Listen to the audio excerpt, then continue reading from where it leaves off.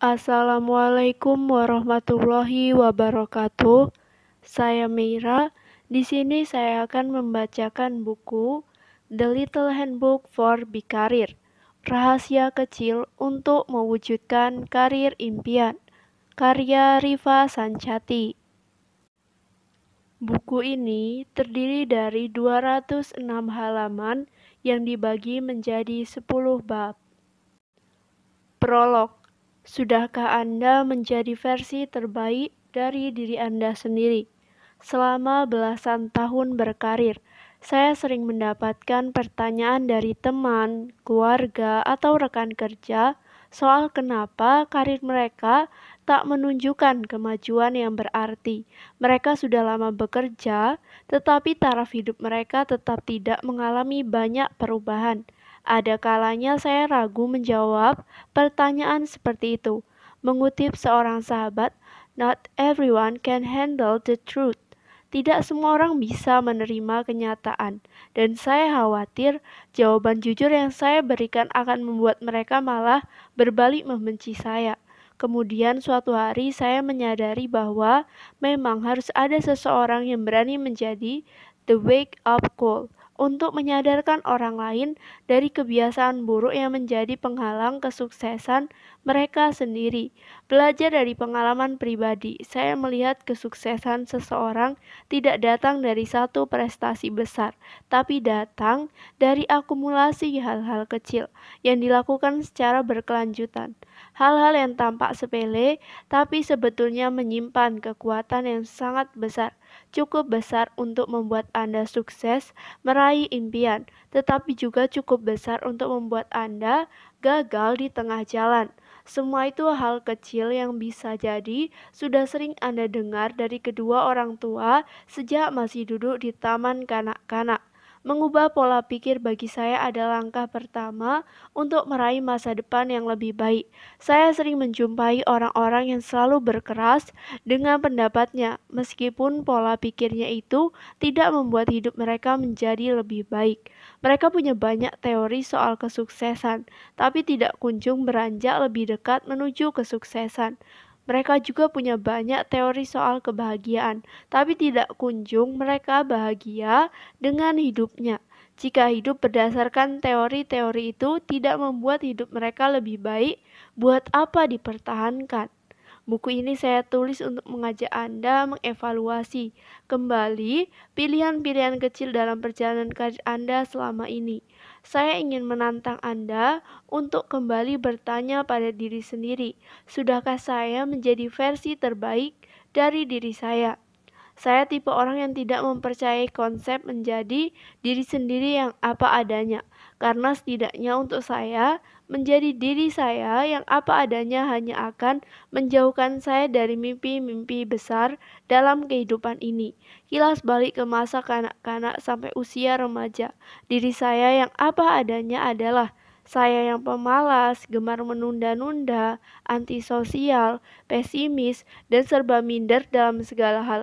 Jika saya masih menjadi diri saya sendiri, yang apa adanya itu tidak mungkin saya bisa mengubah cara hidup menjadi jauh lebih baik daripada sebelumnya. Tidak mungkin pula saya menjalani hidup yang penuh kebahagiaan setelah menginjak usia dewasa. Buku ini saya tulis untuk membagikan sudut pandang saya dalam seluk-beluk berkarir. Mungkin cocok untuk Anda, mungkin juga tidak. Atau mungkin isi buku ini baru akan bermanfaat untuk Anda pada waktu yang akan datang. Ada kalanya kita harus merasakan berjalan dengan sepatu yang sama untuk bisa memahami perasaan dan sudut pandang orang lain. Selama Anda membaca dan pikiran terbuka, cepat atau lambat isi buku itu akan membawa manfaat untuk karir Anda ke depannya. Saya menulis buku ini bukan untuk menghakimi, melainkan untuk mengajak Anda bersama-sama berevolusi guna memantaskan diri dalam meraih kesuksesan. Omong-omong soal sukses, apa sih definisi sukses buat saya? Sukses buat saya adalah ketika saya berhasil mencapai target yang saya inginkan dengan tanpa mengorbankan integritas. Koruptor sekaya apapun mereka tidak masuk ke dalam definisi orang sukses buat saya. Mereka berhasil jadi kaya, tapi tidak berhasil menjadi orang sukses. Besar harapan saya buku ini dapat memberikan perspektif baru dalam mencapai kesuksesan. Namun jika Anda merasa sudah cukup sukses dengan cara Anda sendiri pun sebenarnya tak apa-apa. Seperti yang saya tulis sebelumnya, kalau tidak bermanfaat sekarang, semoga dapat bermanfaat pada waktu yang akan datang. Selamat membaca. Bab 1. Start with dreams. Should we follow our passion? Mimpi terbesar Anda hanya tampak mustahil sampai Anda berhasil mewujudkannya. Rifa Sancati. Pernah tidak Anda mempertanyakan pentingnya memiliki impian dalam berkarir?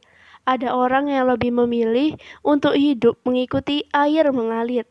Tapi ada juga orang yang memilih untuk hidup mengejar impiannya. Saya sendiri tipe orang yang senang punya impian karena impian memberikan saya tujuan hidup. Dengan punya tujuan, saya memiliki petunjuk jalan. Saya tahu kemana harus melangkah saat menghadapi pilihan-pilihan sulit dalam hidup ini. Impian itu pula yang menjadikan saya lebih tahan banting, karena saya tahu persis timbal balik apa yang bisa saya dapatkan dengan segala jerih payah dan pengorbanan yang harus saya lakukan. Tujuan melahirkan tekad, tekad melahirkan resistensi, dan resistensi mengantarkan saya hingga akhirnya tiba di tujuan itu sendiri. Lalu, apa sih tujuan hidup saya ini?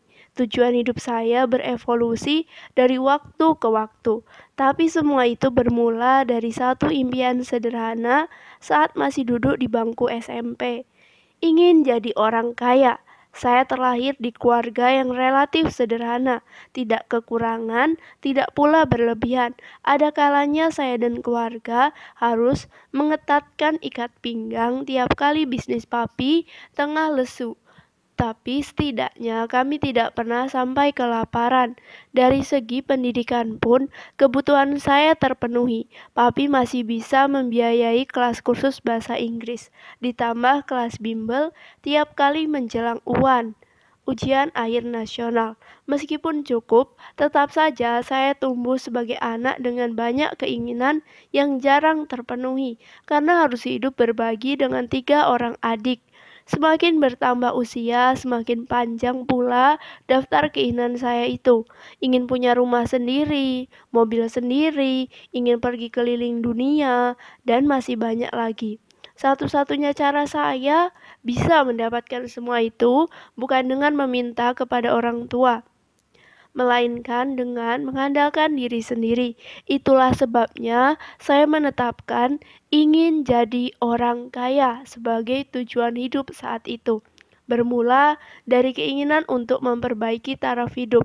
Keputusan-keputusan penting yang saya ambil selanjutnya hanya keputusan yang dapat membantu saya dalam mencapai cita-cita. Saya juga mulai berbenah dan menata diri sendiri. Saya benahi hal-hal yang dapat menjadi penghalang untuk mencapai kesuksesan. Dan saya mulai pelajari segala hal yang harus saya kuasai untuk bisa mendukung sukses, yang bisa mendulang sukses dalam karir saya nantinya. Usia saya saat itu masih terbilang ABG, tapi saya sudah mulai berusaha memantaskan diri untuk cita-cita di masa depan. Persis sejak itulah perjalanan panjang menuju masa depan yang saya impikan telah dimulai. Memiliki impian membuat hidup saya jauh lebih berwarna. Awalnya saya tipe orang yang hanya hidup mengikuti air mengalir. Memang tidak ada yang salah, karena toh hal itu tidak membuat saya merasa dirugikan. Tidak dirugikan, tapi tidak juga diuntungkan. Tidak stres, tapi tidak bahagia. Terasa mudah, tapi tidak terasa menantang. dan menyenangkan. Semua terasa hambar, tidak pahit dan tidak manis, hanya hambar saja. Tidak pernah terpikir di benak saya yang saat itu masih ABG bahwa impian itu penting untuk dimiliki. Sampai kemudian di bangku 3 SMP, saya berkenalan dengan teman laki-laki yang hidupnya penuh dengan impian.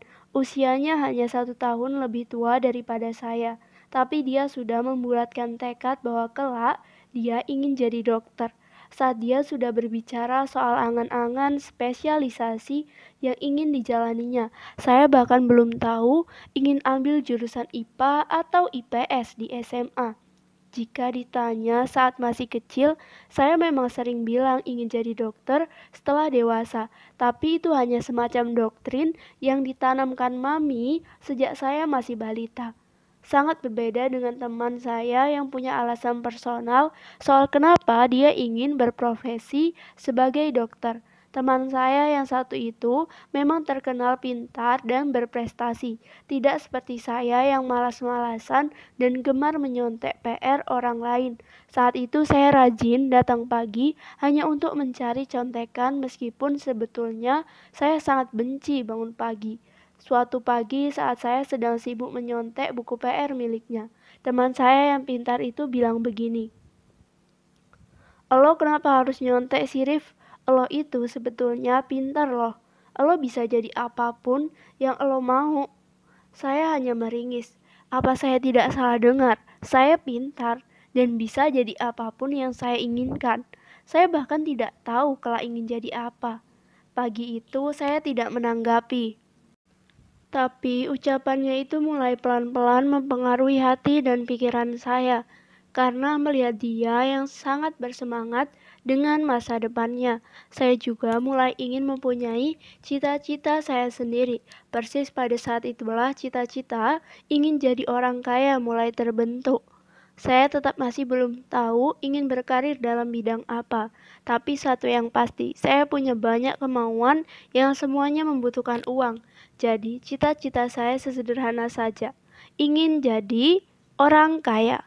Sejak saat itu, saya mulai menuliskan wishlist di dalam buku diary, mulai dari daftar hal-hal yang ingin saya coba, lakukan, barang yang ingin saya beli, sampai daftar tempat yang kelak ingin saya datangi. Sungguh saya tidak menyangka bahwa punya daftar keinginan itu ternyata sangat menyenangkan. Di mana letak kesenangannya? Saat satu persatu keinginan saya akhirnya terwujud. Salah satu cerita favorit saya adalah saat pertama kali berlibur ke luar negeri. Sejak kuliah, saya bertekad akan pertama kali menggunakan paspor untuk berkunjung ke Thailand hanya karena terpesona dengan pantai yang saya lihat di film The Beach. Jalan cerita filmnya sih menurut saya biasa-biasa saja, tapi pemandangannya terlihat unreal untuk saya saat itu. Setelah tahu bahwa lokasi syutingnya masih relatif dekat dengan Indonesia, saya langsung memutuskan bahwa saya akan berkunjung ke sana segera setelah mempunyai cukup uang untuk jalan-jalan ke luar negeri. Sesuai rencana awal, beberapa tahun kemudian, Phuket di Thailand merupakan tujuan wisata mancanegara saya yang pertama. Saya masih ingat siang itu saya tertidur di atas kapal cepat menuju Maya Bay, lokasi syuting film The Beach. Perjalanan yang cukup jauh membuat saya mulai mengantuk. Beberapa puluh menit kemudian, saya terbangun dan langsung takjub melihat pemandangan di sekitar saya. Waktu itu rasanya seperti terbangun di dalam surga. Saya langsung melepas kacamata hitam dan terkagum-kagum dengan laut berwarna turquoise dan karang-karang besar yang menjulang di sebelah kanan dan kiri kapal. Kemudian saat kapal kami merapat ke Maya Bay, bulu kuduk saya sampai merinding. Akhirnya saya menginjakan kaki di atas pantai yang sebelumnya hanya saya lihat melalui layar kaca.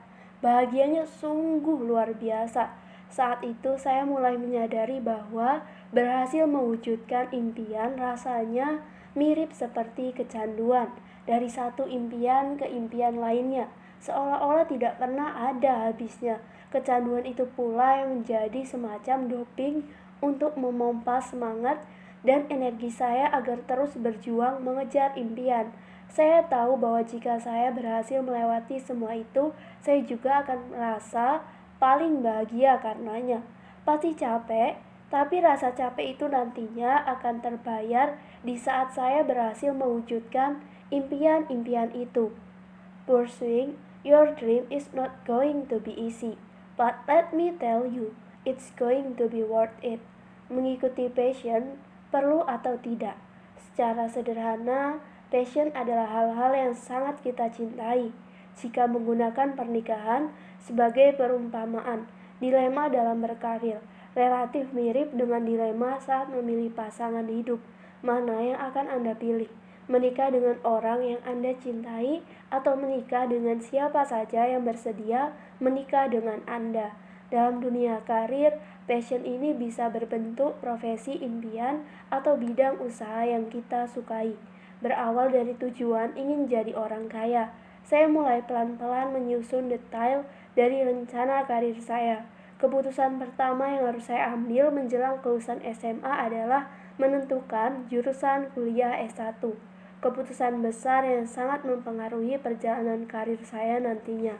Saat itu saya sering bertanya-tanya pada diri sendiri, apakah saya harus mengambil rute yang termudah atau rute yang paling saya sukai.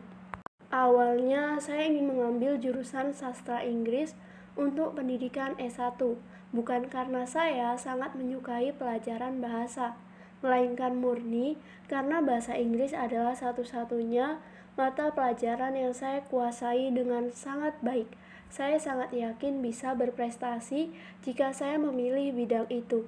Padahal dalam lubuk hati saya yang paling dalam, saya ingin berkarir di bidang keuangan. Saya merasa pekerjaan di bidang keuangan itu keren.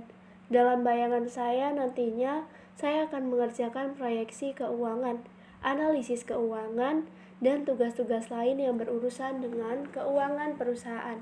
Saya tahu saya ingin bekerja di bidang keuangan, tapi masalahnya saya merasa tidak memiliki kompetensi yang memadai untuk passion saya itu. Bekerja di bidang keuangan artinya saya harus sering bekerja dengan angka, sedangkan saya menyadari bahwa saya tidak pandai berhitung. Belasan tahun belajar di sekolah, nilai matematika saya tidak pernah bagus. Mengambil jurusan sastra Inggris adalah pilihan yang termudah dan teraman untuk saya saat itu. Kemudian suatu hari, saya membaca artikel yang berisi tips tentang cara memilih bidang karir.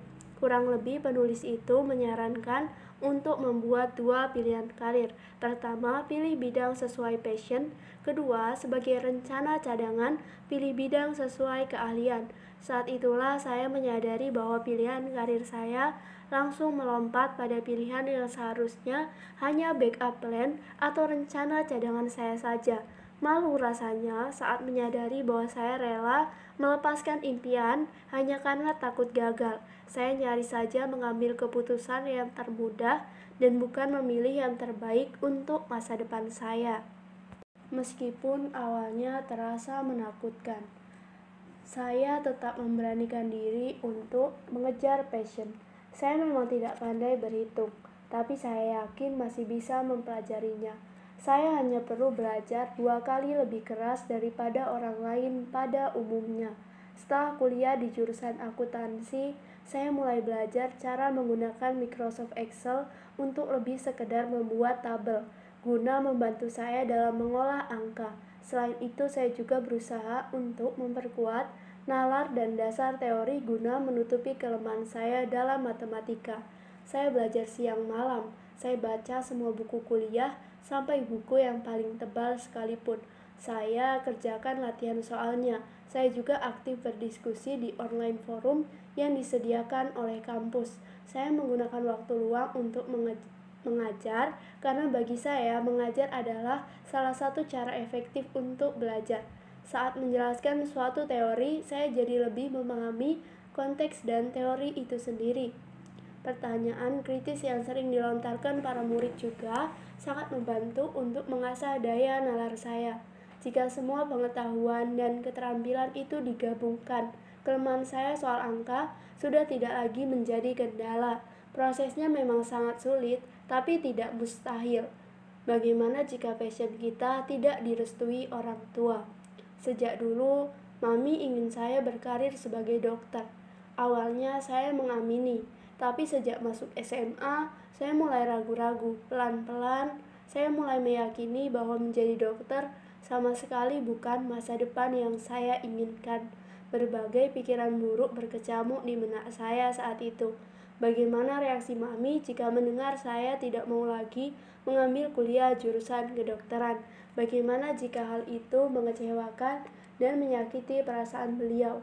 Apakah benar saya akan jadi anak durhaka jika menentang cita-cita besar ibu saya sendiri? Akhirnya saya tetap bilang terus terang ke Mami bahwa saya tidak pernah benar-benar ingin kuliah kedokteran. Dengan polosnya saya bilang ingin kerja kantoran, ingin pergi bekerja ke gedung pencakar langit di Sudirman menggunakan blazer dengan high heels, dan bukan pergi bekerja ke rumah sakit menggunakan jas putih polos. Saya tahu bahwa dokter adalah profesi mulia, tapi masalahnya itu bukan profesi yang tepat untuk saya. Bukan pekerjaan yang saya inginkan untuk hidup dan masa depan saya. Lalu bagaimana reaksi Mami? Sesuai dugaan, beliau marah besar. Beliau sempat mogok bicara dengan saya sampai 3 bulan lamanya. Saya tetap lanjut dengan jurusan yang saya pilih karena bagaimanapun karir masa depan itu saya sendiri yang akan menjalaninya. Jika memaksakan diri mengikuti kehendak Mami, saya akan merasa tidak menjalani hidup saya yang saya inginkan. Saya hanya menghabiskan sisa hidup sambil terus mempertanyakan keputusan saya sendiri. Saya tidak mau menjalani hidup yang penuh dengan what if atau penuh dengan andai-andai. Hidup cuma sekali, dan saya ingin mengisinya dengan mengejar passion saya sendiri. Setelah memutuskan untuk mengambil jurusan akuntansi, saya mulai belajar jauh lebih keras daripada sebelumnya. Saya sudah mengecewakan Mami dengan tidak memenuhi cita-cita beliau. Saya tidak ingin kembali mengecewakan beliau dengan gagal meraih cita-cita yang saya pilih. Hasilnya nilai-nilai saya melesat naik. Saya mulai mencetak prestasi akademis yang sebelumnya hanya tampak seperti mimpi. Melihat prestasi saya, pelan-pelan sikap Mami melunak. Sampai akhirnya beliau dengan tulus mendukung pilihan karir saya. Hingga saat ini, Mami dan Papi adalah dua orang yang paling bangga dengan pencapaian karir saya. Ini memang bukan bidang yang mereka inginkan, tapi mereka bahagia melihat saya bahagia dengan pilihan karir saya sendiri. Saya tidak bilang semua orang harus mengikuti jejak saya. Jika Anda ingin memenuhi permintaan orang tua pun tidak apa-apa. Asalkan Anda ikhlas dan bahagia menjalaninya. Anda boleh saja tidak mengikuti passion Anda, tetapi Anda tetap harus menyukai pekerjaan yang Anda pilih sebagai gantinya. Jangan menyiksa diri dengan membenci pekerjaan yang harus Anda lakukan setidaknya 5 hari dalam seminggu. Sebelum mengambil keputusan, ada baiknya Anda tanyakan pada diri sendiri, bisa atau tidak Anda menjalankan karir pilihan orang tua dengan ikhlas dan bahagia.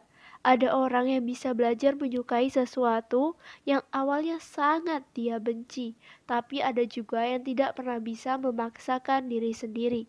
Kenali diri Anda, batas toleransi Anda, baru Anda putuskan ingin memperjuangkan passion atau mengalah pada orang tua.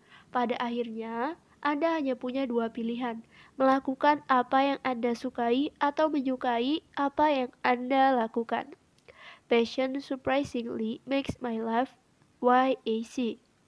Tadinya saya pikir mengikuti passion akan membuat hidup saya menjadi lebih berat. Saya harus mengatasi keterbatasan saya dalam mengolah angka sekaligus berusaha meyakinkan orang tua dalam waktu yang bersamaan. Ternyata yang terjadi justru sebaliknya. Karena mengikuti passion, hidup saya justru terasa lebih mudah. Pertama, dengan mengikuti passion, saya jadi lebih persisten, ibaratnya proses PDKT. Kita tentu akan lebih bersemangat mengejar lawan jenis yang kita sukai. Penolakan di awal dari gebetan atau rintangan yang datang dari luar tak akan membuat kita langsung menyerah begitu saja. Setidaknya kita tahu pasti bahwa kita sedang memperjuangkan sesuatu yang kita cintai. Kedua, dengan mengikuti passion, tiap proses dalam perjalanan karir saya terasa lebih menyenangkan. Saya jadi lebih bersemangat saat mempelajari hal baru dan lebih bersemangat saat mengenal orang-orang baru yang saya temui sepanjang perjalanan karir. Ketiga, passion membuat saya lebih mudah untuk bahagia. Hanya prestasi kecil pun sudah cukup untuk membuat saya bahagia. Senang rasanya saat saya bilang begini pada diri sendiri. Lihat, kan? Saya sudah mengambil keputusan yang tepat untuk mengikuti passion saya ini.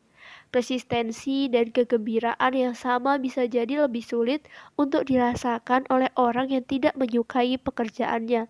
Dia menjalani karir lebih karena suatu keharusan untuk menyambung hidup, meminjam istilah seorang rekan kerja. Well, at least this job pay the bill. Orang-orang tidak menyukai pekerjaan mereka, juga cenderung kurang menikmati kesuksesan yang dicapai. Ada kalanya mereka malah berpikiran prestasi itu hanyalah sebuah keberuntungan belaka. Mereka tidak bekerja dengan sepenuh hati sehingga prestasi itu seolah-olah terjadi begitu saja dan bukan merupakan hasil jerih payah mereka. Akibatnya, mereka terpukul saat hidup sedang berada di bawah, tetapi mereka tetap tidak senang saat hidup sedang berada di atas. Itulah sebabnya saya menyarankan untuk kembali lagi pada dua pilihan yang saya sebutkan sebelumnya. Kerjakan apa yang Anda sukai atau sukai apa yang Anda kerjakan. Tujuan hidup Anda akan berevolusi seiring berjalannya waktu dan tak ada yang salah dari hal itu. Seperti yang saya ceritakan di awal, saat masih ABG menjadi orang kaya adalah tujuan terbesar dalam hidup saya. Lalu apakah benar bahwa menjadi orang kaya adalah segala-galanya dalam hidup saya ini? Saya mulai merasa mapan secara finansial saat satu, saya sudah punya tempat tinggal dan kendaraan pribadi.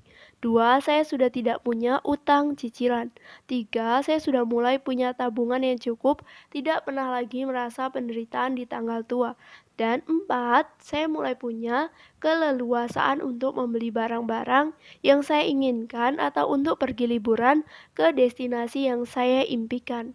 Kira-kira pada titik itulah saya mulai merasa mapan secara finansial. Jika menggunakan istilah saya saat ABG dulu, saya sudah berhasil menjadi orang kaya.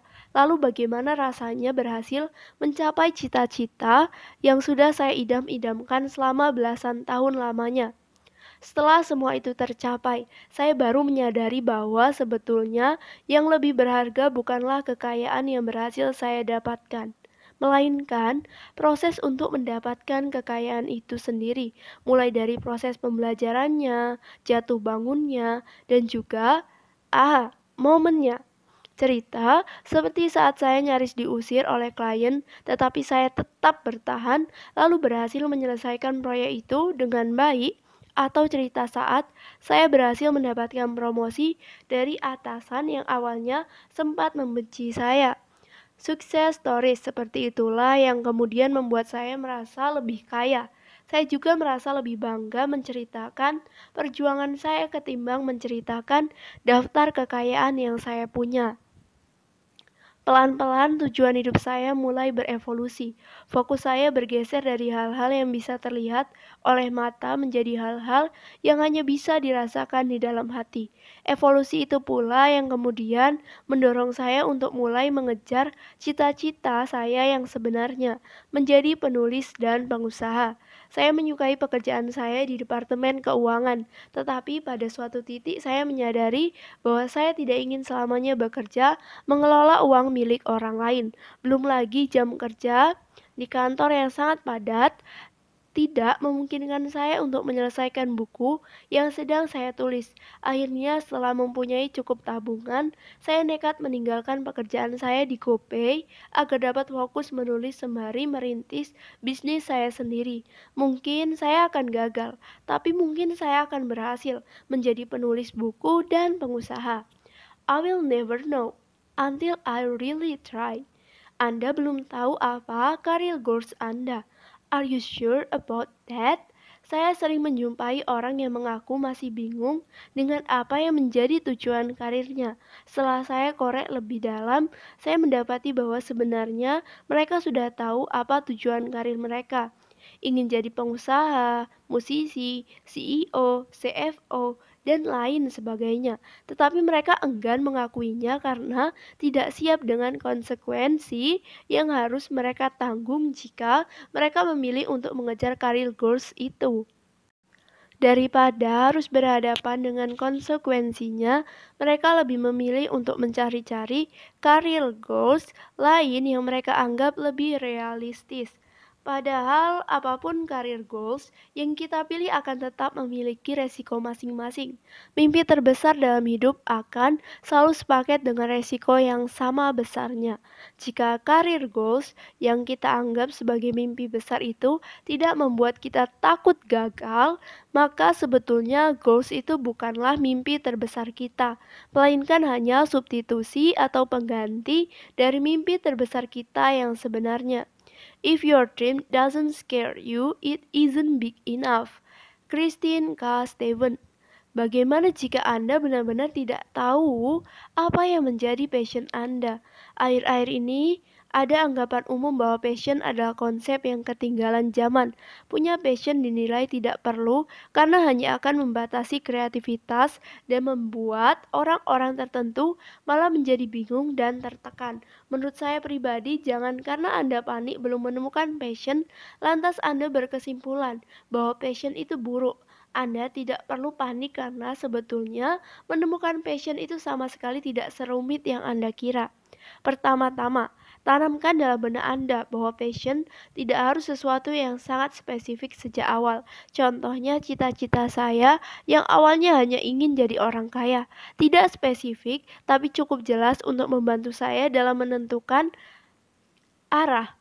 Berawal dari sana, pelan-pelan mulai terbentuk rencana solid untuk masa depan karir saya.